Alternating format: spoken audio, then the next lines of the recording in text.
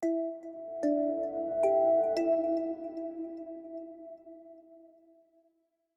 right, Dr. Aaron Morland here from Valeo Health and Wellness Center, and today we're talking keto, talking the ketogenic diet. If you don't know the short term for it, this represents a pound of fat, and when people think of the ketogenic diet, they're going to think of eating a diet that is high in fat.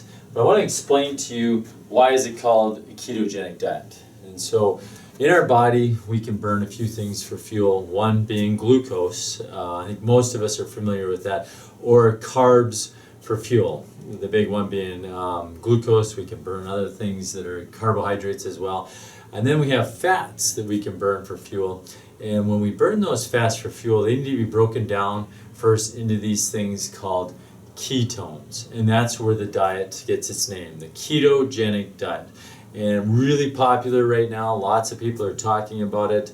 I'm today not going to go into great detail about how do you do a ketogenic diet, but I want to explain to you what it is, why it's important, and how it can play a role, especially in brain health issues. In fact, that's what the diet was first designed from. It was actually in the 1940s. People started using it for people that were dealing with epileptic seizures. And what epileptic seizures are, for most people that have them, is the brain is not utilizing sugar well. Part of the brain's not utilizing sugar the way it's supposed to. Because it can't do that, it can't keep the nerves from firing, and then people go into a seizure because the brain is not getting the fuel that it needs to. They found that if they could get that brain to utilize fat for fuel, which the brain can, when it can use fat for fuel, then what would happen is those people wouldn't get seizures because those brain cells would get the fuel that they need to. And the research is now showing that another place that is really helpful in is dealing with other brain health issues, specifically Alzheimer's is a big one that they're seeing that a ketogenic diet can be helpful.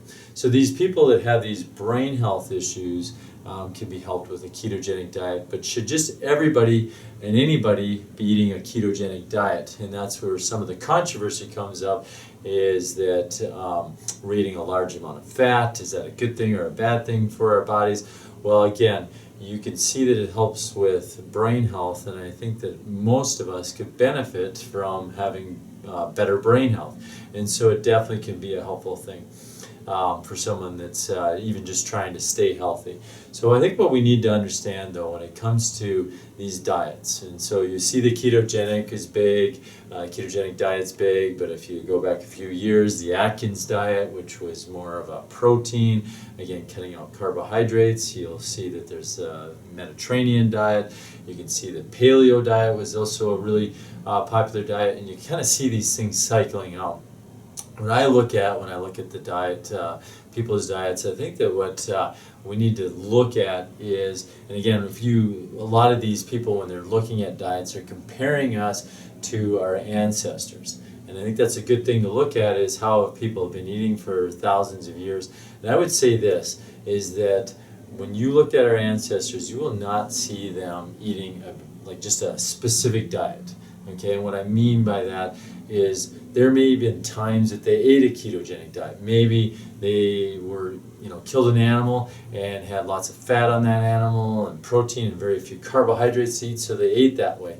But there were certain times in their year, or certain times where if they were hunters and gatherers, if they were wandering around, if they were migrating around land, they would have been eating very differently depending on where they ended up, what region they ended up in. So there would be times that they would probably do a ketogenic diet, but there would also be times it would be more of a paleo diet or more of a vegetarian type of diet. I think it was I think it's pretty simplistic to say that people just ate, they just ate ketogenic, or they just ate paleo, or they just ate vegetarian. I think that they probably ate a variety, and that's what we should be looking at too. So a ketogenic diet might be a great diet for a time. It may be a great time in a year, or it might be you're dealing with a health issue, and it could be a great thing to take to eat that ketogenic diet. But I think we have to look at each person individually and see what's best for them at this time. So really important that we see that. So a ketogenic diet, I would say, is neither the greatest thing on earth or the worst thing on earth. I think it has a time and it has a place, and I think it can be really helpful in helping our brains work the way they're supposed to. So if a person's dealing with a brain health issue, I think it's a great diet to be on, and I think it's really important to be on that diet during that time. One thing people really need to understand is that a ketogenic diet has some very strict guidelines to it. What I mean by that is you're eating 75, 80, 85% of your calories are going to be coming from fat. You're going to be eating, in some cases, they'd say 60 grams to even 30 net grams of carbohydrates or less, and then the rest of our calories coming from proteins. So when you think of 60 to 30 grams, that may not sound like a lot, but when I mention the word net grams, I want to explain what that means. Net grams means how many grams of carbohydrates minus the grams of fiber in that food, and that's your net grams. So a food that's got a high amount of fiber in it and carbohydrates is going to have a low net grams of carbohydrates in it, where a food that's high in carbohydrates but really low in fiber, it's going to have a really high net grams of carbohydrates. So really important to understand that, because a lot of times I think people think, well, I can't eat vegetables and such, and they can, but they have to have lots of fiber in them that can help lower that net carbohydrate total. So that's really what's happening. So I think a lot of people that think they're doing a ketogenic diet really are just eating more of a higher fat diet, maybe in that 30 to 50% of their calories coming from fat, but they're really not truly doing a ketogenic diet. The goal of the ketogenic diet is to get your body to burn ketones for fuel. And so a lot of times what's encouraged is that you're going to be taking your blood or using a urine stick to determine how many ketones are in your blood. It'll help you to know if you're burning ketones for fuel or not. And so a person may need to do either blood testing, just a blood finger prick that you can use a machine that can tell where their ketones are at, or they can use urine. Some people will use saliva, but the ones that I've seen, the urine or using the blood, are probably the most accurate in determining whether you're using ketones or not. The ketogenic diet, again, is looking at a high amount of fat, and what we have to be aware of is we're talking healthy fats. As you look in this picture, we're talking like avocados, fats from wild-caught fish, fats from free-range animals, fats from healthy raw nuts. If you're going to do seeds, there's a few seeds that are higher in oil. Flax seeds, definitely one of them. So these high amounts of fats need to be healthy. So that can be controversial too, because you look at coconut oil. The American Heart Association last summer came out saying that you should never eat coconut oil. They literally put coconut oil in the same category as eating donuts.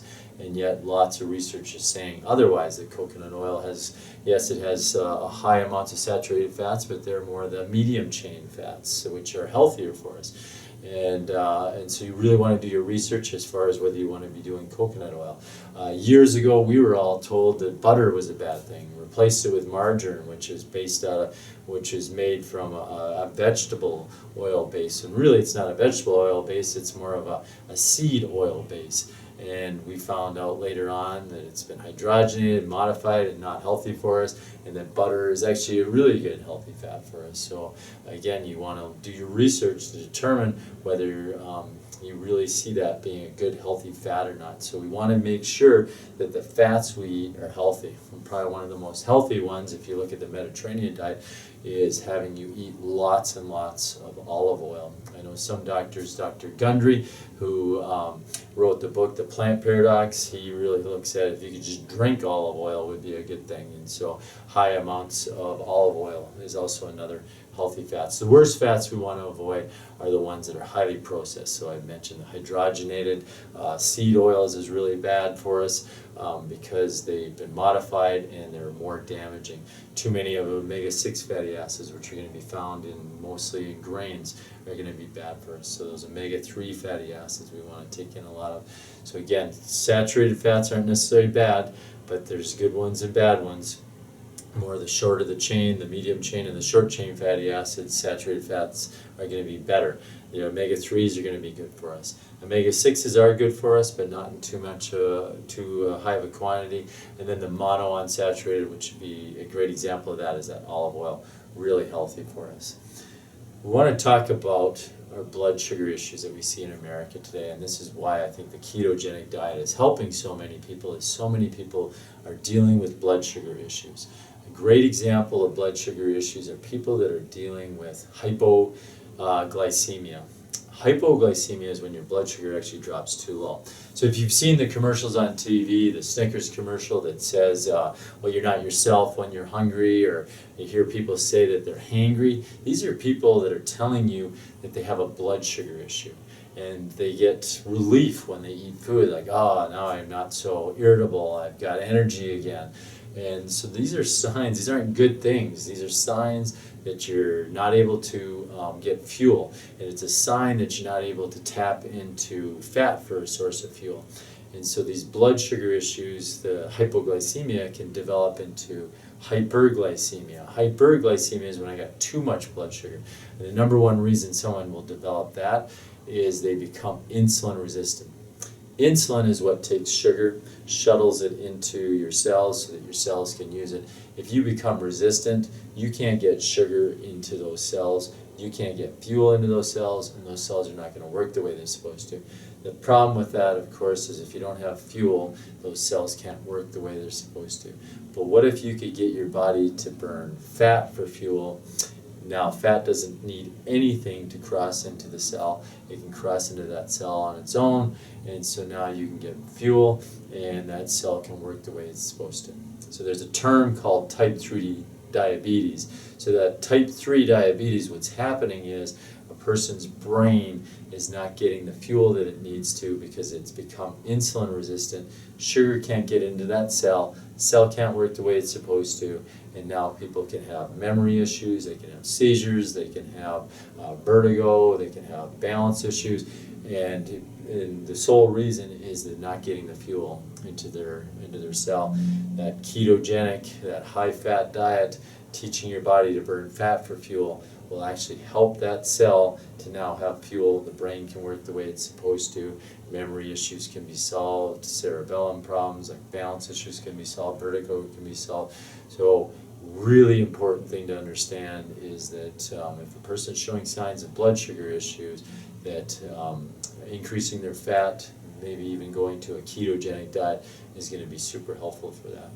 But it's not an easy, it's a complex way of eating. It's not super easy. It's really important to understand how you need to do it. And that's why I would recommend that you do your research, but then also I would recommend this book here. Dr. McCullough wrote a really good book called Fat for Fuel, and he really explains, he goes step by step, and how do you do a ketogenic diet, making sure you're doing it the right way, making sure that you're actually using tools to determine if you're in ketosis. And again, he is very specific in this book. He does talk about this ketogenic diet. Really, it's not just for everybody, and really the people that will benefit the most from this ketogenic diet will be the people that are dealing with brain health issues, people that are looking at some people call it a modified ketogenic diet. They want to, again, do the research.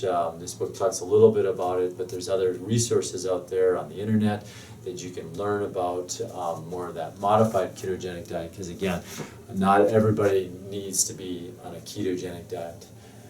One thing you're going to see for sure is that these diets come and go. You're going to see right now the ketogenic diet is a really popular diet right now. You're going to see that a lot of people are doing it. You're going to talk to a lot of people like, oh, I'm keto, or you see a lot of these food companies out there making food specifically for that. You saw that with the Atkins diet. You are going to see this diet lose its popularity. In fact, you're already starting to see it. I've been watching different videos, and now you're seeing people pushing more of the carnivore diet, where you just eat meat. Again, there would be times, I think, when people were hunters and gatherers that is true. They had a carnivore diet. Maybe it was for a few weeks. That's all they ate because that's all that was available. But I think that people need to be more adaptive to having a variety of different types of diets in their lives. And so the ketogenic diet plays a huge role. It's super helpful. Like I said, if a person's dealing with Alzheimer's, Parkinson's disease as well, epilepsy, that ketogenic diet is going to be life-saving for those people. But it's not necessary for everybody. That being said, because it's not for everybody, how do you know? I think it's really important to have good health practitioners coming alongside you to help you with your diet, to help you make good decisions about your health, and that's what we're here for. We're making these videos so that people can learn, they can understand more about how they can take their own health into their hands, that they can do the right things for their body, but they're all going to need help, and that's why we want to come alongside people that need that help, come alongside them to help them, guide and direct them through this kind of this obstacle course of health decisions. So if a person needs more help, that's what our office can do. Call and schedule an appointment. Our office number is 952-949-0676. Schedule an appointment and we can help you, guide and direct you, come alongside you as a partner in your health journey. Again, my name is Dr. Aaron Morland, Valeo Health and Wellness Center in Eden Prairie. If you're finding these videos helpful, just subscribe to our YouTube channel.